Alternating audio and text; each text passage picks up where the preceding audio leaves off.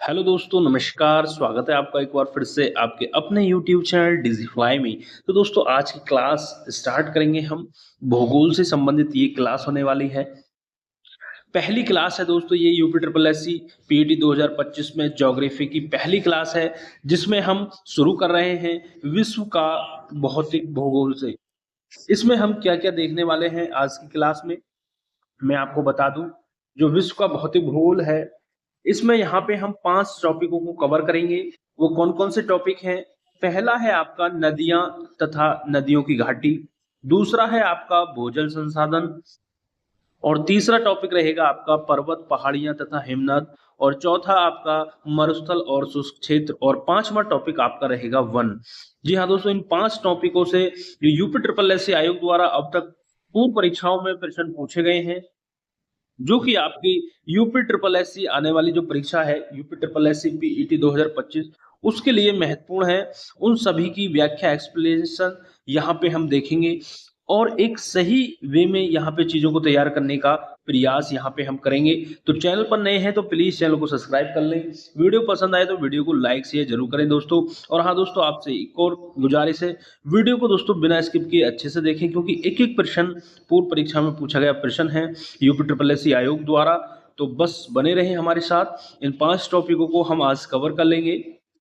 तो चलिए दोस्तों, बिना वक्त गवाए, बिना देरी किए बढ़ते हैं पहले प्रश्न की तरफ।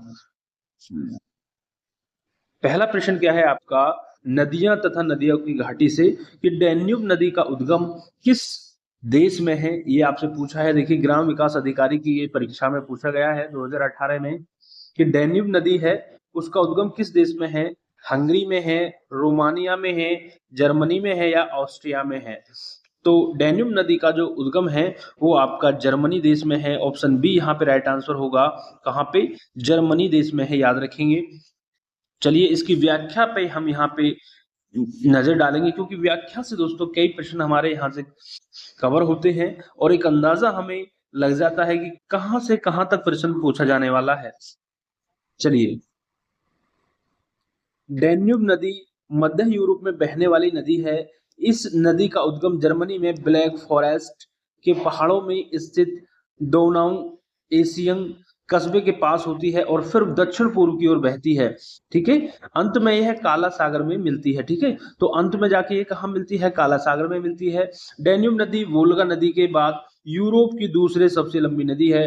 डैन्यूब नदी की कुल लंबाई 2850 किलोमीटर है, जो 10 यूरोपीय देशों से होकर गुजरती है। तो यहाँ पे हमें डैन्यूब नदी से क्या चीजें क्लियर हुई? एक तो इसकी लंबाई हमें पता चलेगी कितनी है, 2850 किलोमीटर। और ये अंत में कहाँ जाके जो है ये मिलती है? तो ये काला सागर में मिलती है। और ये डैन्यूब नदी जो है यूरोप की दूसरी सबसे लंबी नदी है। वोल्गा नदी जो है पहले नंबर पर है, यूरोप की सबसे लंबी नदी वोल्गा नदी है, यदि आपसे पूछे प्रश्न। और दूसरे नंबर पर आपकी क्या है? डैन्यूब नदी है। ठीक है, याद रखेंगे। तो ये 10 यूरोपीय देशों से होकर गुजरती है दोस्तों। तो यहाँ से कहीं ना कहीं 3 से 4 प्रश्न हमारे डैन्यूब नदी से और तैयार हो गए। तो इस तरीके से हम चीजों को पढ़ते चलेंगे, बस बने रहे हमारे साथ। चलिए आगे बढ़ते हैं दोस्तों। बहुत कम समय में हम दोस्तों बहुत सारे प्रश्नों को कवर करने की यहाँ पे कोशिश करते हैं। बिना किसी फालतू बात के सीधे प्रश्नों के बारे में चर्चा करेंगे। कैसे प्रश्न बनते हैं, किस तरीके से प्रश्न बन सकते हैं एग्जाम में, बस उस पे यहाँ पे चर्चा होगी। चलिए, अगला प्रश्न है कि कौन सी नदी पूर्वी चीन सागर में बहती है? ये आपसे पूछा है। मैकोंग, गंगा, पल या यांगसी? तो कौन सी नदी है जो पूर्वी चीन सागर में बहती है? पूर्वी चीन सागर में तो वो है आपकी यांगसी नदी। ऑप्शन डी यहाँ पे राइट आंसर होगा। यांगसी नदी पूर्वी चीन सागर में बहती है। इस नदी के किनारे सभ्यताओं का जन्म हुआ, इसलिए इसे सभ्यता का पालन घर कहते हैं। यह एशिया की सबसे लंबी नदी है। इस नदी तट पर सांघाई व वुहान शहर स्थित है। देखिए, कई बार परीक्षाओं में प्रश्न पूछा गया है, जो आपका सांघाई शहर है, सांघाई जो है वो आपका कौन सी नदी पर बसा हुआ है? तो यांगसी नदी पर वो बसा हुआ है, ध्यान रखेंगे। इस तरीके से प्रश्न एग्जाम में बनता है। और दूसरा प्रश्न आपका बन जाता है कि सभ्यता का पालन घर किसे कहते हैं? यांगसी नदी को कहते हैं। वुहान शहर भी आपका इसी के तट पर बसा है, तो इसको भी याद रखेंगे। चलिए आगे बढ़ते हैं। 2 से 3 प्रश्न हमारे हर यहाँ से एक्सप्लेनेशन से कवर होते हैं, इसलिए यहाँ पे बहुत जरूरी हो जाती है एक्सप्लेनेशन।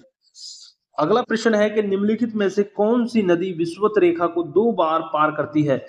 कौन सी नदी है वो जो विषुवत रेखा को 2 बार पार करती है? ऑप्शन है आपके सामने अमेजन, ऑप्शन बी है नील, ऑप्शन सी है कांगो, ऑप्शन डी है नाइजर। तो देखिए ये असिस्टेंट अकाउंटेंट 2015 की परीक्षा में पूछा गया प्रश्न है। तो कौन सी नदी है जो विषुवत रेखा को 2 बार पार करती है? तो वो है कांगो नदी। ऑप्शन सी यहाँ पे राइट आंसर होगा। कांगो नदी जिसे जायरे नदी के नाम से जाना जाता है, यह अफ्रीका महाद्वीप की एक प्रमुख नदी है। 4700 किलोमीटर की दूरी तय करने वाली यह नदी पश्चिम मध्य अफ्रीका को सबसे विशाल और नील नदी के बाद अफ्रीका की सबसे लंबी नदी है।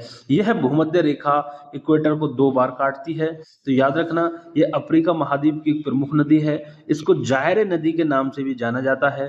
ठीक है, किसके नाम से?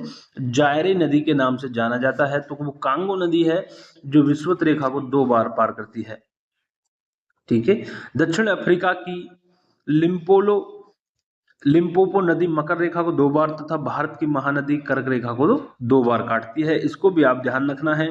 चलिए आगे बढ़ते हैं। अगला टॉपिक है हमारा दोस्तों, जैसे कि हमने यहाँ पे बात किया था भूजल संसाधन से जो प्रश्न बनते हैं उनको अब यहाँ पे देखेंगे। जो प्रश्न बने हैं यूपी ट्रिपल एस आयोग द्वारा, भूजल संसाधन निम्नलिखित में से कौन पृथ्वी का सबसे बड़ा अंतःस्थलीय जल निकाय है? ये आपसे पूछा है कि निम्नलिखित में से कौन पृथ्वी का सबसे बड़ा अंतःस्थलीय जलीय निकाय है? ऑप्शन है कैस्पियन सागर, सुपरियर झील, बैकाल झील या इनमें से कोई नहीं। तो वे ऑप्शन है दोस्तों, ऑप्शन सी राइट आंसर होगा, कैस्पियन सागर है इसका राइट आंसर। देखिए UP triple S C PET 2022 की परीक्षा में सेकंड शिफ्ट में पूछा गया प्रश्न है। अच्छा प्रश्न है, इसलिए सीधा सीधा प्रश्न दोस्तों यहाँ पे पूछ लिया है। पृथ्वी का सबसे बड़ा अंतःस्थलीय जल निकाय कैस्पियन सागर है, याद रखेंगे। इसकी सीमा तुर्कमेनिस्तान, अजमेनिस्तान, अजरबैजान, रूस, ईरान तथा कजाकिस्तान से लगती है। यह क्षेत्रफल की दृष्टि से विश्व की सबसे बड़ी झील है। सुपरियर झील अमेरिका तथा कनाडा की सीमा पर स्थित है। यह विश्व में मीठे पानी की सबसे बड़ी झील है। बेकाल झील कहाँ है? रूस में स्थित है। ठीक है, यह विश्व की सबसे गहरी झील है। देखिए यहाँ पे 2 से 3 प्रश्न तैयार हो गए हमारे।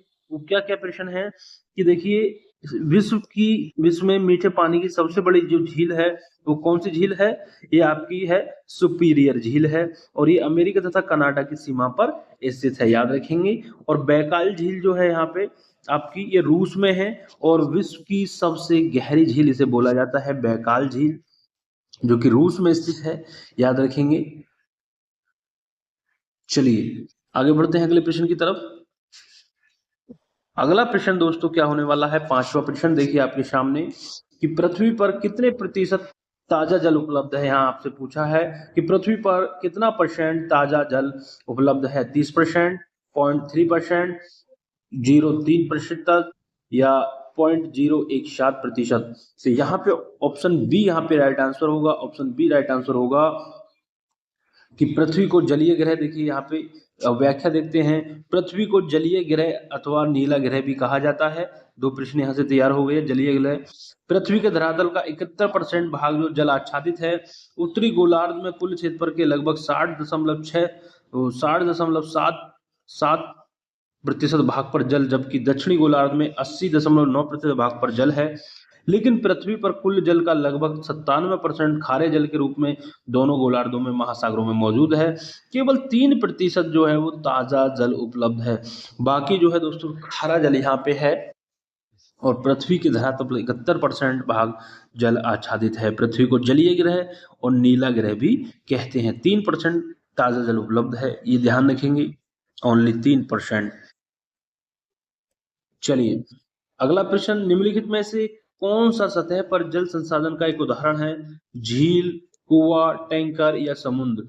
तो जो जल संसाधन का एक उदाहरण है सतह पर, तो वो ऑप्शन ए राइट आंसर है। झील आपका सतही जल वह जल है जो पृथ्वी की सतह के शीर्ष पर स्थित होता है।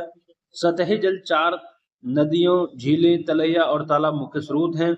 अतः स्पष्ट है कि झील सतह पर जल संसाधन का एक उदाहरण है। तो यहाँ पे जो सतही जल के जो उदाहरण है जल संसाधन के, वो नदियां हैं, झीलें हैं, तलैया है और तालाब हैं। तो यहाँ पे इनमें से जो यहाँ पे दिया हुआ है झील है, तो इसलिए राइट आंसर झील हो जाएगा, ऑप्शन ए। ठीक है, और यदि चारों ही इसमें आते तो ये सारे सही होते। चलिए आगे देखते हैं अगला प्रश्न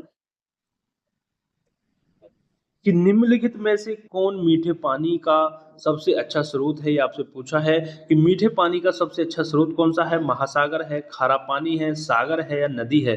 तो मीठे पानी का सबसे अच्छे स्रोत की यदि हम बात करें तो ऑप्शन यहाँ पे ऑप्शन डी राइट आंसर हो जाएगा, नदी। ठीक है, ये लोअर एग्जाम परीक्षा में पूछा गया प्रश्न है।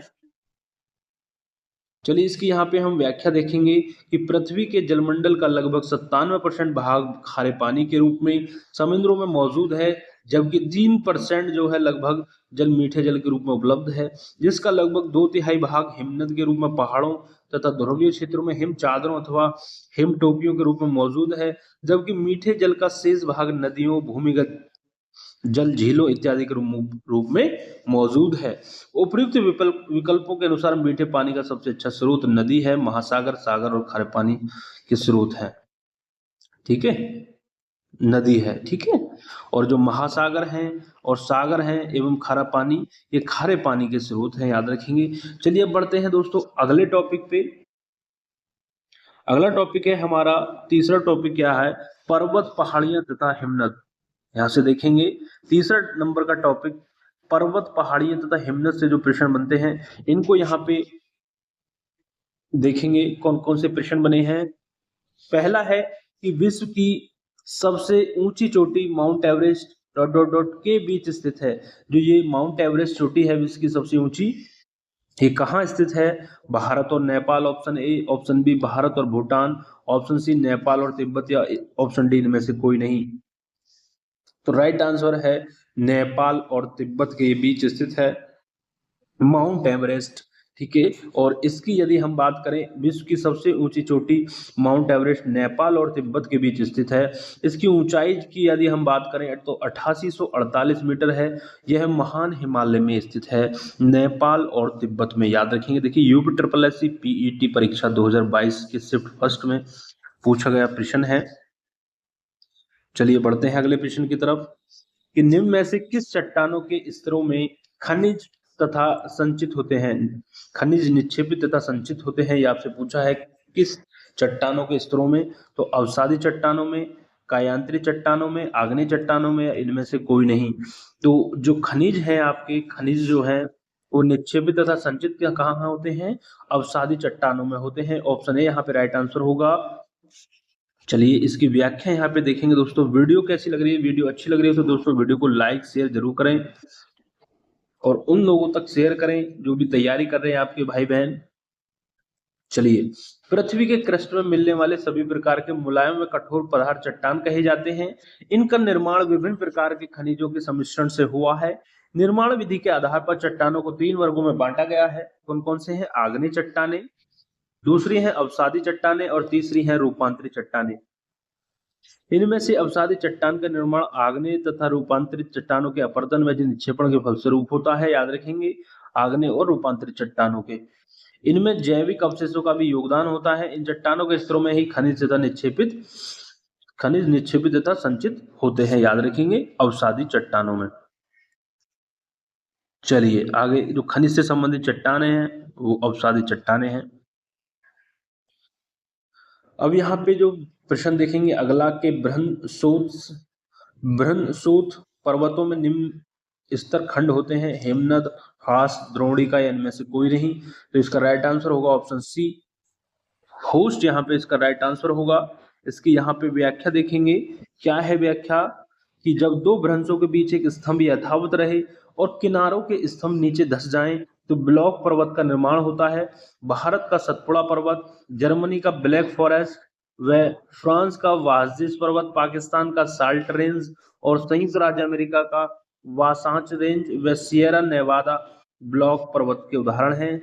जबकि दो भ्रंशों के किनारों के इस स्तंभ यथावत रहे तथा बीच का स्तंभ ऊपर हो जाए तो हास पर्वत का निर्माण होता है, और जर्मनी का हास पर्वत इसका प्रमुख उदाहरण है दोस्तों। तो यहाँ पे कई पर्वतों के बारे में बात की गई कि ब्लॉक पर्वत कौन से हैं और हॉर्स हॉर्स पर्वत कौन से हैं। तो जर्मनी का हॉर्स पर्वत इसका उदाहरण है। तो इसको अच्छे से व्याख्या को देख लेंगे। चलिए आगे बढ़ते हैं अगले प्रश्न की तरफ। अगला प्रश्न क्या है आपके सामने कि यूरोप में उच्चतम पर्वत शिखरों में से एक माउंट एलब्रुस कहाँ स्थित है, ये आपसे पूछा है। ऑप्शन है आपके सामने जर्मनी, रूस, स्विट्जरलैंड या यूक्रेन। तो इसका राइट आंसर है रूस में।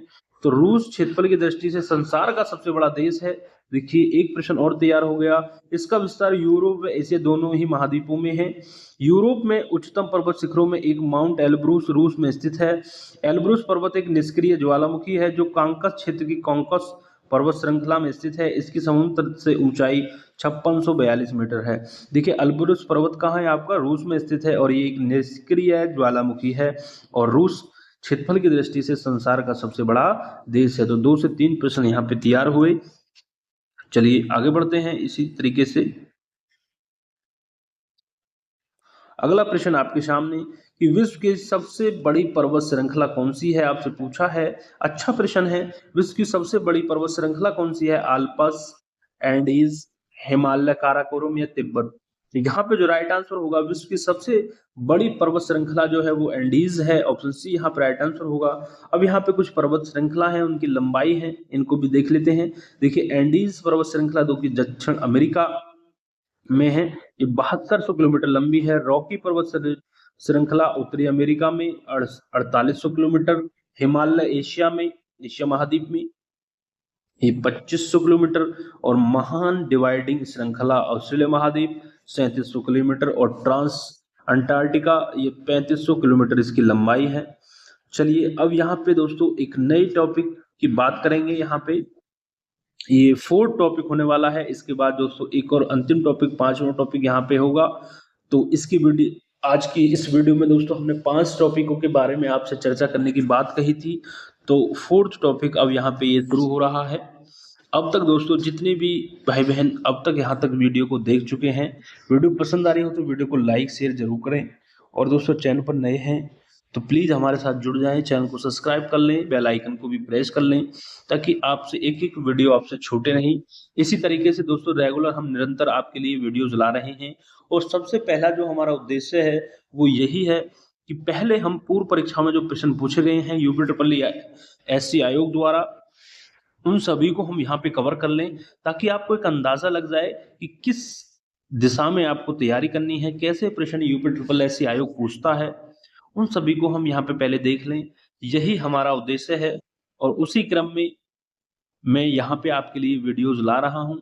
अब तक हमने 2 आपके जो सिलेबस में टॉपिक हैं वो हमने कवर कर ली हैं। एक आपका इंडियन हिस्ट्री हुआ, वो पूरा कंप्लीट मैंने यहाँ पे करा दिया है।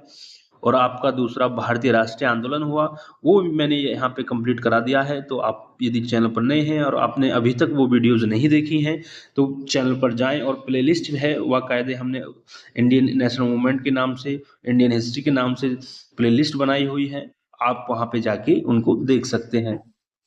चलिए 13वां प्रश्न यहाँ पे देखेंगे, मरुस्थल और शुष्क क्षेत्र का प्रश्न है ये कि विश्व का सबसे बड़ा मरुस्थल कौन सा है, आपसे पूछा है। तो बहुत अच्छा प्रश्न है, कालाहारी, गोबी, थार या सहारा। देखिए जो विश्व का सबसे बड़ा मरुस्थल जो है वो आपसे पूछा है, तो ऑप्शन डी यहाँ पे राइट आंसर हो जाएगा, सहारा। सहारा विश्व का विशालतम गर्म मरुस्थल है। सहारा नाम रेगिस्तान के लिए अरबी शब्द सहरा से लिया गया है जिसका अर्थ है मरुस्थल। यह अफ्रीका के उत्तरी भाग में महासागर में लाल सागर में स्थित है। लाल सागर तक लगभग 5600 किलोमीटर की लंबाई तक, सूडान के उत्तरी तथा एटलस पर्वत के दक्षिणी 1300 किलोमीटर की चौड़ाई में ये है। और यहाँ पे दोस्तों एक प्रश्न और बनता है कि भारत का सबसे बड़ा मरुस्थल कौन सा है, ये आपको कमेंट करके बताना है। ठीक है, चलिए भारत का सबसे बड़ा मरुस्थल कौन सा है आपको कमेंट करके बताना है। आगे, तनामी रेगिस्तान निम्नलिखित में से किस देश में स्थित है, चीन में, दक्षिण अफ्रीका में, ऑस्ट्रेलिया में या भारत में। तो तनामी रेगिस्तान जो है आपका वो किस देश में स्थित है, आप कहेंगे ऑस्ट्रेलिया में स्थित है। ऑप्शन सी यहाँ पे राइट आंसर होगा। तनामी ऑस्ट्रेलिया के द ग्रेट सैंडी रेगिस्तान के पूर्व में स्थित है। इस रेगिस्तान का क्षेत्रफल 1,84,500 वर्ग किलोमीटर है। यह ऑस्ट्रेलिया का तीसरा सबसे बड़ा मरुस्थल है। तनामी पृथ्वी का शुष्क स्थल और प्रमुख विलंगित रेगिस्तान है। इस रेगिस्तान की मुख्य वनस्पतियों में स्पिनिफेक्स घास जो नुकीली पत्ती वाली होती है, बबूल तथा अन्य छोटी झाड़ियां आदि होती हैं। ये लाल रंग के कंगारू पाए जाते हैं, याद रखना, लाल रंग के कंगारू पाए जाते हैं। चलिए अगला प्रश्न यहाँ पे देखेंगे अब हम कि निम्नलिखित में से कौन सा देश आंशिक या पूर्ण रूप से सहारा रेगिस्तान में नहीं है। ये आपसे पूछा है, अल्जीरिया, नाइजीरिया, लीबिया या मिस्र। तो नाइजीरिया है इसका राइट आंसर। ठीक है, ये पूर्ण रूप से सहारा रेगिस्तान में नहीं आता नाइजीरिया। सहारा जो है आपका विश्व का विशालतम गर्म मरुस्थल है। यह अफ्रीका के उत्तरी भाग में अटलांटिक महासागर से लाल सागर तक तथा सूडान के उत्तर में एटलस पर्वत के दक्षिण में फैला हुआ है। यह क्षेत्रफल में यूरोप के लगभग बराबर एवं भारत के क्षेत्रफल के दुगने से अधिक है। इस मरुस्थल का विस्तार माली, मारितानिया, नाइजर, ट्यूनीसिया, लीबिया, अल्जीरिया, चाड, सूडान, मिस्र एवं मोरक्को देश में है। अतः नाइजीरिया आंशिक या पूर्ण रूप से सहारा रेगिस्तान में नहीं आता है। चलिए